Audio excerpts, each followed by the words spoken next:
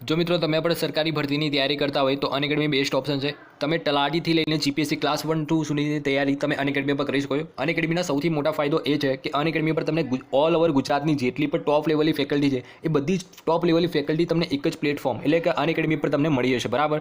એના plus future પર તમે જોઈ શકો છો કે અનએકેડમીના જો તમે પ્લસ સબસ્ક્રિપ્શન લો છો તો આ બધા જ ફ્યુચર્સ તમને મળી રહ્યા છે. એના સિવાય ફ્રી ટેસ્ટ અને સ્કોલરશિપનું પણ આયોજન કરવામાં આવે છે. આ જે સ્કોલરશિપ ટેસ્ટ સિરીઝનું આયોજન કરવા જઈ રહ્યા છે 10 ઓક્ટોબરથી, જેમાં તમે ફર્સ્ટ રેન્ક મેળવો છો તો તમે અનએકેડમીનું 1 વર્ષનું જે સબસ્ક્રિપ્શન છે બિલકુલ મફત મળી રહ્યું છે.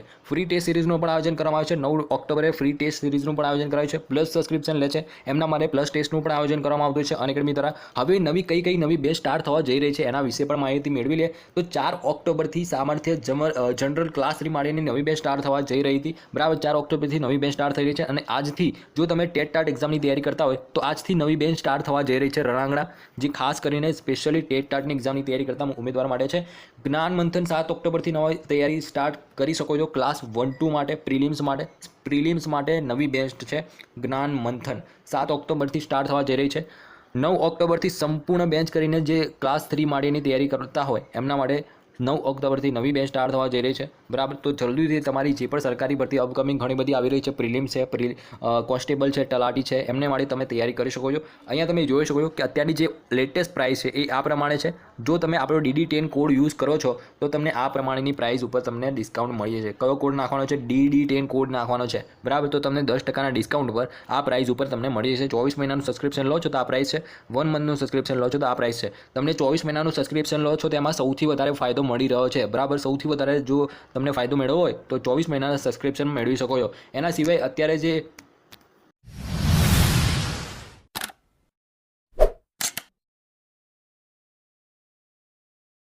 નમસ્કાર મિત્રો, મારી યુટ્યુબ ચેનલ ગુજરાત સ્ટડીઝમાં ફરી એક નવા વિડીયો આપનું હાર્દિક સ્વાગત કરું છું. તો મિત્રો, આ જે IBPS ક્લર્કમાં જે બેંકમાં જે ભરતી નીકળી છે ક્લર્કની જગ્યા પર, એના માટે કોઈ પણ ગ્રેજ્યુએટ સ્ટુડન્ટ ફોર્મ ભરી શકે છે. સ્પેશિયલી ગુજરાતના વિદ્યાર્થીઓ માટે છે. તો આગળ ટોટલ વેકેન્સી પણ બતાવીશ કે ગુજરાતમાં કેટલી. આમ તો જોવા તો સ્ટેટ વાઇઝ વેકેન્સી છે, પરંતુ ગુજરાત માટે અલગથી 300+ જગ્યા પર ભરતી નીકળી છે.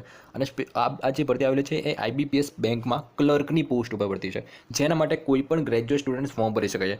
આગળ હું તમને ઓફિશિયલ નોટિફિકેશન પણ બતાવીશ. આ જે વિડીયો છે એકદમ ડિટેલમાં વિડીયો છે. લાસ્ટ આપણે જે વિડીયો જોયો હતો એમાં મેં શોર્ટ નોટિફિકેશન પર વિડીયો બનાવેલો હતો કે ફોર્મ ભરવાનું ક્યારથી સ્ટાર્ટ થાય છે વગેરે વગેરે. તો એ વિડીયો ના જોઈએ તો વાંધો નહીં, આ વિડીયો હું તમને સંપૂર્ણ કવર કરાવી દઈશ. બરાબર. પરીક્ષાની પદ્ધતિથી લઈને કટ ઓફ શું છે, સિલેક્શન પ્રોસેસ શું છે, સંપૂર્ણ માહિતી આપીશ. એન્ડ બીજું કે મિત્રો, જો તમારે 2022 સુધીમાં જો તમારે સરકારી નોકરી ફિક્સ કરવી જ હોય ને તો આનું ફોર્મ જરૂરથી ભરજો. બરાબર. કેમ કે આમાં જે એકદમ લો કોમ્પિટિશન રહેતું હોય છે. બરાબર. કોઈ આના માટે વધારે લોકો એપ્લાય નથી કરતા. એના રીઝન્સ છે કેટલાક, એ હું તમને આગળ બતાવીશ એટલે તમને ખ્યાલ આવી જશે. બરાબર. ઇઝી ટુ ક્રેક છે. આની જે એક્ઝામનું લેવલ છે એ પણ મોડરેટ લેવલનું હોય છે. બરાબર. તમે સામાન્ય લેવલે તૈયારી કરીને આ એક્ઝામને ક્લિયર કરી શકો છો. તો 2022 સુધીમાં જો સરકારી નોકરી ફિક્સ કરવી જ હોય તો આનું ફોર્મ જરૂરથી ભરજો. આજના વિડીયોમાં હું પરીક્ષાની પદ્ધતિ શું છે, એક્ઝામ પેટર્ન શું છે, સિલેબસ શું છે, સિલેક્શન પ્રોસેસ શું છે, કટ ઓફ માર્ક્સ પણ જોઈશું કે કટ ઓફ માર્ક્સ કેટલું રહ્યું હતું અને આ એક્ઝામને પાસ કરવા માટે કઈ બુક વાંચવી જોઈએ. માત્ર એક બુકથી જ તમે આ એક્ઝામમાં ક્લિયર કરી શકશો. બરાબર. એ બુક પણ હું તમને સજેસ્ટ કરવાનો છું લાસ્ટમાં. તો પ્લીઝ વિડીયોને સ્કીપ કર્યા વગર સુધી અંત સુધી જોજો. એન્ડ બીજું કે મિત્રો, જો તમે આપણી ચેનલ પર નવા હોય અને સબસ્ક્રાઇબ કરવાનું બાકી હોય તો સબસ્ક્રાઇબ કરી લેજો, કેમ કે આપણી ચેનલ પર આવા જ પ્રકારની લેટેસ્ટ ભરતીની અપડેટ તમને આપણી ચેનલ પર જોવા મળતી રહે છે. બરાબર. તો સબસ્ક્રાઇબ જરૂરથી કરી લો. તમે પોલીસ કોન્સ્ટેબલ, PSI, ESI, બિન સચિવાલય, તલાટી અથવા તો કોઈ પણ જનરલ ક્લાસ 3ની તૈયારી કરતા હોય તો MCQwala.com તમારા માટે લઈને આવે છે ટેસ્ટ સિરીઝ. હવે આ ટેસ્ટ સિરીઝની ખાસ વાત એ છે કે આમાં તમને અલગ અલગ ટોપિક વાઇઝ ટેસ્ટ મળી જશે. જેમ કે જે સબ્જેક્ટ છે, જે સિલેબસમાં જે સબ્જેક્ટ છે એમાં તમને અલગ અલગ ટોપિકના ટેસ્ટ પણ મળી જશે. એક્ઝામ્પલ આપીને સમજાવું તો જો ગુજરાતનો ઇતિહાસ છે તેમાં ગુજરાતના ઇતિહાસમાં અલગ અલગ ટોપિક વાઇઝ તમને ટેસ્ટ મળી જશે. એવી રીતે તમને 300થી પણ વધારે ટેસ્ટ ઉપર તમને અલગ અલગ ટેસ્ટ આપી શકશો. બરાબર. જે સિલેબસમાં છે એ પ્રમાણે. હવે મિત્રો, આ અત્યારે એક નવરાત્રી ઓફર ચાલી રહી છે. તો તમને આ જે સબસ્ક્રિપ્શન છે એ 251 રૂપિયામાં સબસ્ક્રિપ્શન મળશે. તો લિંક તમને ડિસ્ક્રિપ્શનમાં આપેલી છે અથવા તો કોમેન્ટ પિન કરી દઈશ. ત્યાંથી તમે એપ્લિકેશન જે MCQwala.com એપ્લિકેશન છે એ તમે ડાઉનલોડ કરી અને જે અત્યારની ઓફરનો લાભ મેળવી શકો છો. બરાબર. તો કોમેન્ટ પિન કરી દઈશ, ત્યાંથી તમે આ એપ્લિકેશન ડાઉનલોડ કરી શકો છો. એ ભરતી આવેલી છે ક્લર્કની બેંકમાં. એનું આ ઓફિશિયલ નોટિફિકેશન છે જેને આપણે ડિટેલમાં એકદમ સમજીશું. તમે આ જોઈ શકો છો કે કઈ બેંકે પાર્ટિસિપેટ કર્યું છે. એટલે કે આમાંથી કોઈ પણ એક બેંકમાં તમારું સિલેક્શન થશે. બરાબર. બેંક ઓફ ઇન્ડિયા હોય, બેંક ઓફ બરોડા છે, કેનરા બેંક છે, આમાં કોઈ પણ એક બેંકમાં તમારું એઝ અ ક્લર્ક તરીકે સિલેક્શન થવાનું છે. બધી ગવર્મેન્ટ બેંક છે અને જે સેલેરી પણ હું તમને બતાવીશ કે કેટલી સેલેરી મળશે વગેરે વગેરે. હવે અહીંયા તમે જોઈ શકો છો કે જે ફોર્મ ભરવાની સ્ટાર્ટ થઈ ગયું છે 7 ઓક્ટોબરથી એના ફોર્મ ભરવાના શરૂ થયું છે, જેની લાસ્ટ ડેટ છે 27 ઓક્ટોબર.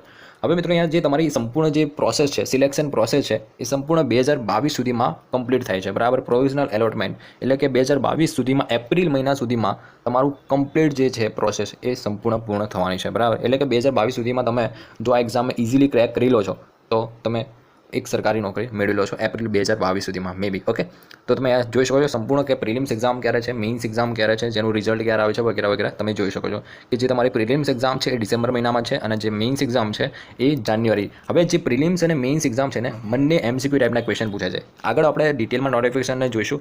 એલિજિબિલિટી ક્રાઇટેરિયા તો તમને ખબર જ છે કે જે કોઈ પણ ગ્રેજ્યુએટ સ્ટુડન્ટ્સ ફોર્મ ભરી શકે છે. એ જ ક્રાઇટેરિયાની વાત કરીએ કે જો તમારો જન્મ આ ડેટની વચ્ચે જો તમારો જન્મ હોય તો તમે આનું ફોર્મ ભરી શકો છો. મિનિમમ 20 વર્ષ હોવા જોઈએ અને મેક્સિમમ 28 વર્ષ હોવા જોઈએ.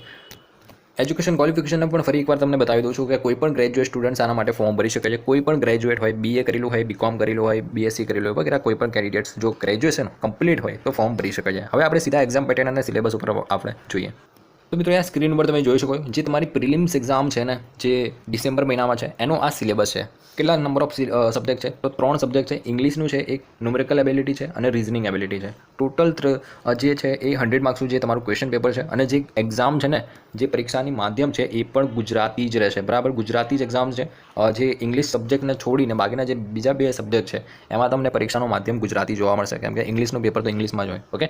ઓકે, તો તમે જોઈ શકો નંબર ઓફ ક્વેશ્ચન કે ઇંગ્લિશ લેંગ્વેજના 3 પ્રશ્ન રહેશે, 30 પ્રશ્ન રહેશે, ન્યુમેરિકલ એબિલિટીના 35 અને રિઝનિંગના પણ 35 પ્રશ્નો રહેશે. એમ કહીને ટોટલ 100 માર્ક્સનું પેપર છે. તમને જે સમય મળે છે એ 60 મિનિટનો સમય મળે છે. કેટલા મિનિટનો? 1 કલાકનો તમને સમય મળે છે. કટ ઓફની વાત કરીએ તો કટ ઓફ કેટલું રહે છે હું તમને આગળ બતાવીશ કે જે પ્રિલિમ્સ એક્ઝામ છે આને ક્લિયર કરવા માટે કેટલું કટ ઓફ રહેતું હોય છે અને આ વખતે ટાર્ગેટ સ્કોર કેટલો રાખવો જેથી કરીને પ્રિલિમ એક્ઝામ ઇઝીલી ક્રેક કરી શકાય, બરાબર. તો પ્લીઝ આપણે આગળ કટ ઓફને ડિસ્કશન કરવાના છે. પહેલાં તો આપણે ડિટેલમાં સિલેબસ જોઈ લઈએ કે પ્રિલિમ એક્ઝામ છે એનો ડિટેલમાં સિલેબસ શું છે, કે ઇંગ્લિશ લેંગ્વેજમાં શું કરવું, ન્યુમેરિકલ એબિલિટીમાં શું કરવું, રિઝનિંગમાં શું કરવું, કયા ટોપિક્સ પર વધારે ધ્યાન આપવું, એને આપણે ડિટેલમાં એક સિલેબસ પર એક નજર મારી લઈએ.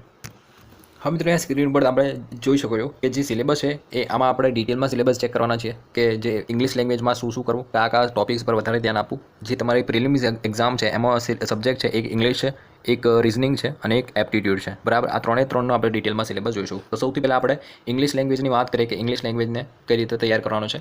તો મિત્રો ઇંગ્લિશ છે ને આપણે એને 3 પાર્ટમાં ડિવાઈડ કરે છે. એક વોકેબ્યુલરી છે, એક ગ્રામર છે અને રીડિંગ કોમ્પ્રિહેન્શન છે, બરાબર. આ 3 પાર્ટમાંથી કયા ટોપિક્સ ઉપર વધારે ધ્યાન આપવું. તો જે વોકેબ્યુલરી છે ને તેમાં હાઇનોનિયમ છે, એન્ટોનિયમ છે, સિનોનિયમ છે, વર્ડ ફોર્મેટિંગ છે, સ્પેલિંગ એરર છે, બરાબર. તો આટલા ટોપિક્સ પર તમારે ઇંગ્લિશ લેંગ્વેજમાં ધ્યાન આપવાનું છે વોકેબ્યુલરીમાં.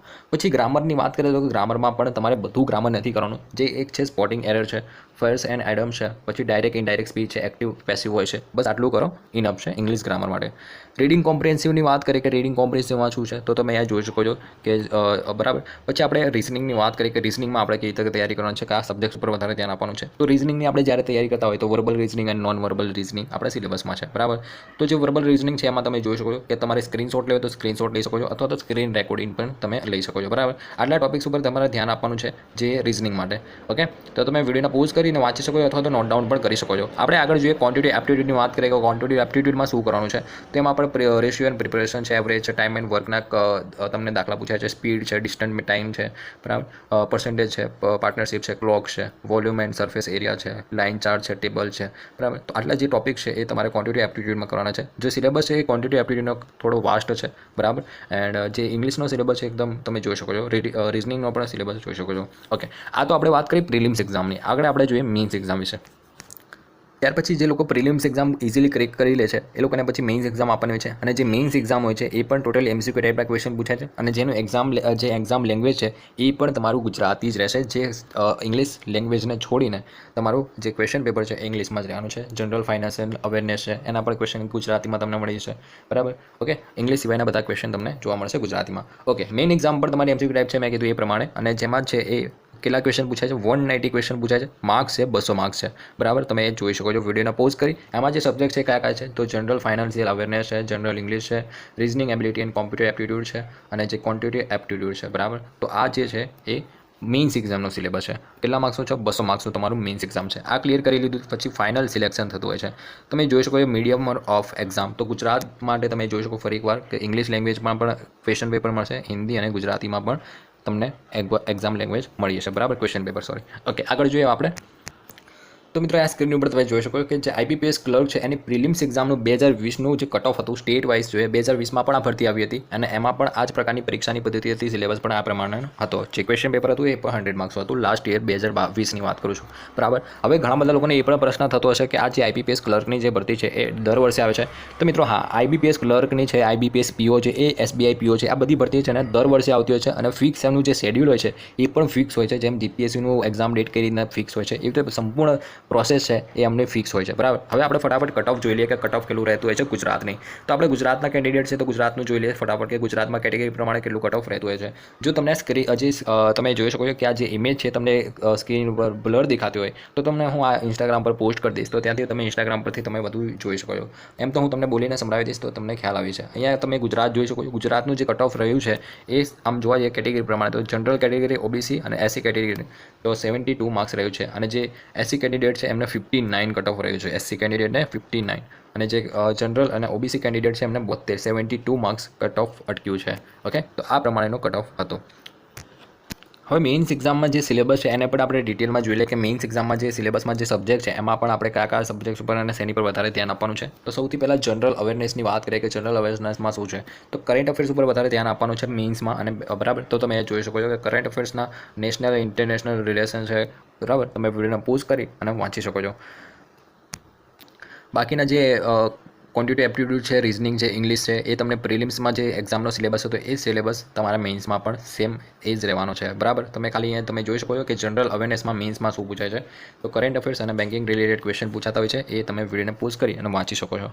હવે આપણે આગળ જોઈએ તો એપ્લિકેશન ફીસ. અહીંયા તમે જોઈ શકો છો કે જે એપ્લિકેશન ફીસને લઈને ઘણા બધા લોકો મને ઇન્સ્ટાગ્રામ પર મેસેજ કરે છે કે આની એપ્લિકેશન જે ફીસ છે એ તમે જોઈ શકો છો 850 રૂપિયા ફી છે. તો આના માટે ઘણા બધા લોકો ફોર્મ નથી ભરતા, બરાબર. જે એસસી એસટી કેન્ડિડેટ છે એમને 175 રૂપીસ ફી છે. કેટલી?